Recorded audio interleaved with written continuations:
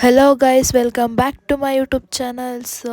ಮಂಡ್ಯದಲ್ಲಿ ಹೊಸ್ದಾಗಿ ಓಪನ್ ಆಗಿರುವಂತಹ ದ ಸೋಡಾ ಫ್ಯಾಕ್ಟ್ರಿ ಅನ್ನೋ ಒಂದು ರೆಸ್ಟೋರೆಂಟ್ಗೆ ಹೋಗಿದ್ವಿ. ಸೊ ಅಲ್ಲಿ ಎಂಟ್ರಿ ಆಗ್ತಿದ್ದಂಗೆ ಒಂದೊಳ್ಳೆ ಆ್ಯಂಬಿಯನ್ಸ್ ಇರೋ ಒಂದೊಳ್ಳೆ ಲಕ್ಸುರಿಯಸ್ ರೆಸ್ಟೋರೆಂಟ್ ಅಂತಲೇ ಹೇಳ್ಬೋದು.